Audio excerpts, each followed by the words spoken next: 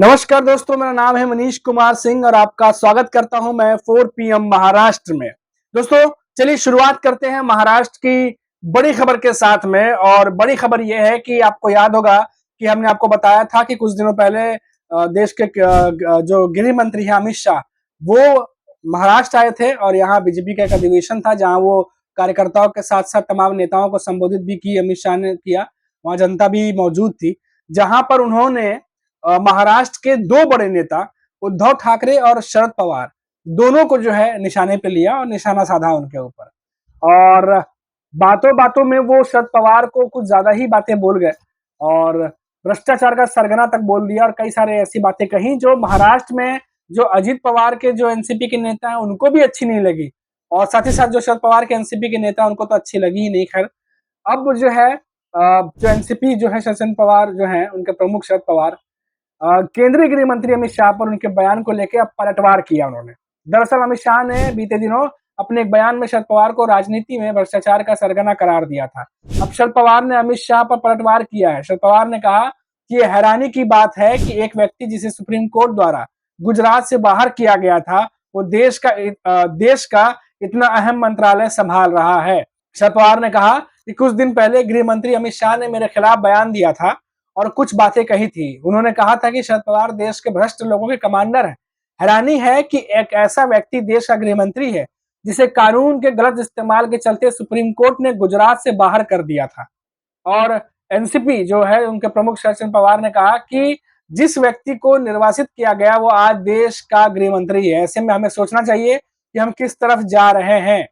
ये बातें जो कही हैं वो शरद पवार ने कही है और अब शरद पवार पे उन्होंने निशाना साध दिया है। वो देश को गलत दिशा में लेकर जा रहे हैं। आगे कहते हैं शरद पवार, हमें इस पर ध्यान देने की जरूरत है।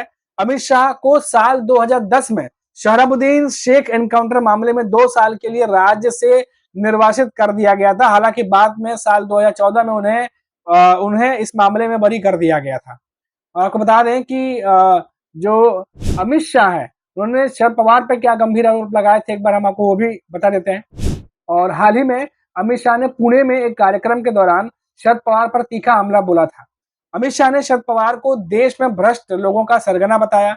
अमित शाह ने कहा था कि विपक्ष हम पर जो है भ्रष्टाचार का आरोप लगाता है, लेकिन देश की राजनीति में भ्रष्टाचार के सबसे बड़े सरगना शरद पवार है। अगर किसी राजनेता ने सरकार में भ्रष्टाचार को संस्थागत बनाया तो वो शरद पवार थे। ये तमाम बातें जो है वो अमित शाह ने शरद पवार पर आरोप लगाते हुए कहा। और मुझे ये कहने में जरा भी संकोच नहीं है कि अब वे हम पर क्या आरोप लगाएंगे। अगर देश में भ्रष्टाचार को किसी ने संस्थागत बनाया तो शरद पवार आप हैं और आप हम पर आरोप लगा रहे हैं। तो ये तमाम बातें अमित शाह ने कही थी, जिसके जवाब में अब शरद पवार ने जो है वो जवाबी हमला किया है। आपको बता दें कि इस अमित शाह ने जब इन पर ये सारे आरोप लगाए थे उसके बाद जो एनसीपी के ही जो नेता हैं, अभी सांसद भी हैं, सुप्रिया सुले, उन्होंने सबसे पहले जो है जवाबी हमला बोला था और कहा था कि आप ही के पार्टी ने जो है उन्होंने पुरस्कार से सम्मानित किया था शरद पवार को। और साथ ही साथ ये भी कहा कि जितने भी भ्रष्ट नेता हैं जिन पर आरोप लगे हैं भ्रष्टाचार के, वो सभी अभी बीजेपी में चले गए हैं, क्योंकि बीजेपी की वॉशिंग मशीन में धुल चुके हैं, इसलिए वो बीजेपी में शामिल हो गए। ये तमाम बातें जो है सुप्रिया सुले ने कही थी। खैर, जब शरद पवार ने ये तमाम बातें कही तो जो शरद पवार की एनसीपी है उनको नेताओं को बुरा लगना लाजमी था। लेकिन हमने देखा कि कई सारे ऐसे भी नेता हैं जो अजीत पवार के एनसीपी से हैं, जो कि महायुति और एनडीए गठबंधन का दल का हिस्सा है। उन्होंने भी अपनी आपत्ति दर्ज कराई और कई सारे ऐसे नेता रहे जिन्होंने कहा कि अमित शाह को शरद पवार पर इस तरह से नहीं बोलना चाहिए था। ये बातें अजीत पवार के एनसीपी के कई नेताओं ने कही है। विकास लांडे जो नेता है उन्होंने तो ये भी कह दिया था कि लोकसभा चुनाव में जिस तरीके से अपशब्द का इस्तेमाल शरद पवार के लिए महाराष्ट्र में किया गया, उसका नतीजा हमने देखा। अगर दोबारा ही इस तरह से फिर से उन पर अटैक अगर इस तरह से होता रहा तो आने वाले समय में विधानसभा चुनाव में भी नुकसान जो है वो उठाना पड़ सकता है। साथ ही साथ और कई नेता हैं, पिंपरी चिंचवाड़ के कई नेता हैं, वहां से भी आवाजें उठी कि शरद पवार पर इतना ज्यादा जो है आरोप नहीं लगाना चाहिए था, उन पर भ्रष्टाचार का आरोप वैसे है नहीं। तो कई सारे ऐसे जो नेता हैं, क्योंकि शरद पवार की एनसीपी पहले एक थी और कई सारे नेता वहीं से टूट के यहाँ अलग हुए हैं और शरद पवार की रिस्पेक्ट करते हैं, इसकी वजह से इन आरोपों को लेकर के वो ज्यादा संजीदा दिखाई दिए। लेकिन अब देखिए कि अमित शाह के बयान के बाद, जो बयान मैंने आपको बताया कि क्या कुछ कहा है, अब शरद पवार ने पलटवार किया है और शरद पवार ने पलटवार करते हुए क्या कुछ कहा वो भी मैंने आपको बताया। और सबसे ध्यान देने वाली बात यह है कि शरद पवार जो है इन दिनों महाराष्ट्र की राजनीति में सबसे सक्रिय हुए हैं और विधानसभा चुनाव की तैयारियों में लगे हुए हैं। साथ ही साथ जो अजित पवार के एनसीपी और कई नेताओं के साथ में जो जयंत पाटिल है उनकी मुलाकात भी चल रही है। हालांकि शरद पवार उन मीटिंग्स में नहीं जा रहे, लेकिन लगातार ये खबर है कि जो नेता बड़े नेता जैसे छगन भुजबल शरद पवार से मिलने पहुंचे थे और बाद में खबर आई कि सुनेत्रा पवार भी जो है वो आवास पर उनके पहुंची थी जहां शरद पवार मौजूद थे, तो ये बातें भी सामने आई हैं। और उसके बाद फिर जब अमित शाह ने जब उन पर हमला बोला तो उसके अगले दिन ही शरद पवार जो है वो महाराष्ट्र के सीएम एकनाथ शिंदे के पास पहुंचे थे, जहां उनकी एक मीटिंग हुई और इस मीटिंग में बताया गया कि महाराष्ट्र के मुद्दों को लेकर बात हुई है। लेकिन इस मीटिंग में सिर्फ मुद्दों को लेकर बात हुई होगी ऐसा संदेश जताया जा रहा है कि और भी कई सारी बातें हुई हैं, लेकिन वो अभी बाहर नहीं आई हैं। लेकिन इतना जरूर है कि मुद्दों को लेकर के वो बात करने पहुंचे थे, जिसके बारे में बताया जा रहा है कि जो चीनी का मुद्दा है, किसान का मुद्दा है, उनको लेकर के शरद पवार जो थे वो पहुंचे थे। अब उसके बाद अब जो है वो अमित शाह पर जो है उन्होंने बयान दिया है। लगभग 3 से 4 दिनों बाद ये बयान आया है और इसमें जो है अब उन्होंने अमित शाह पे निशाना साध दिया है।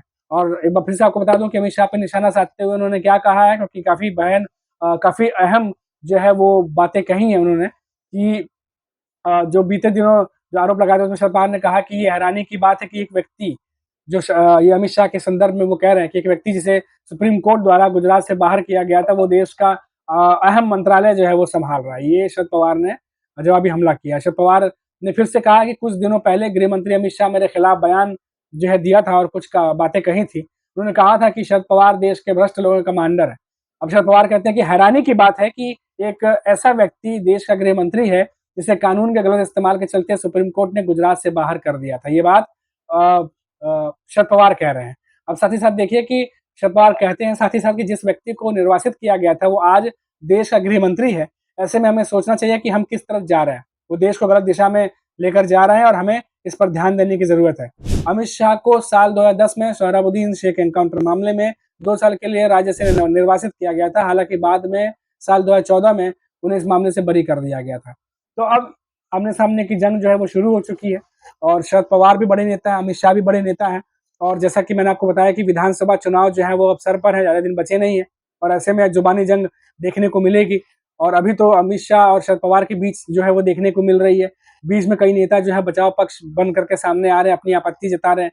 लेकिन आप देखिए कि किस तरीके से उद्धव ठाकरे को भी अमित शाह ने जो है वो टारगेट किया था। इसके बाद उद्धव ठाकरे के गुट से भी, पक्ष से भी कई सारे नेताओं ने बयान दिया था। तो ये आने वाले दिनों में ये बयानबाजी बढ़ने वाली है और ये बयानबाजी जो है ये पार्टी की इमेज और साथ ही साथ नेताओं की इमेज को जनता तक ले जाने में काफी अहम साबित होने वाली है, क्योंकि सभी को पता है कि इस तरीके के आरोप प्रत्यारोप से कहीं ना कहीं पार्टी और नेताओं की इमेज को धक्का पहुंचता है और जनता जब इन खबरों को सुनती है तो इन खबरों के हिसाब से भी वोट देने जब जाती है तो अपना मन बनाती है। तो ये सब बहुत अहम चीजें हैं जो इन दिनों हो रही हैं और आने वाले दिनों में जुबानी जंग और ज्यादा बढ़ेगी, क्योंकि विधानसभा चुनाव है और मुकाबला इस बार टक्कर का है। कुछ नहीं कह सकते कि किसके तरफ कौन सा पाला बैठेगा।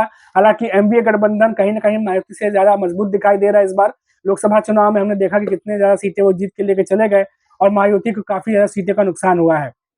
और इसी के आधार पर ऐसा लग रहा है कि महाराष्ट्र में भी इस बार एनडीए गठबंधन मायावती पर भारी है। लेकिन जब तक चुनाव नहीं हो जाते और ना ही उसके रिजल्ट आते तब तक कुछ भी कहना मुश्किल है। लेकिन इतना जरूर है कि इस बार के विधानसभा चुनाव में टक्कर होगी, जबरदस्त टक्कर होगी और बहुत कुछ जो है नेताओं के जुबान से सुनने को मिलेगा। अभी के लिए फिलहाल इतना ही, फिर लौटेंगे तो बात करेंगे महाराष्ट्र से किसी बड़ी खबर पर। तब तक आप देखते रहिए 4 PM महाराष्ट्र और मुझे इजाजत दीजिए। नमस्कार।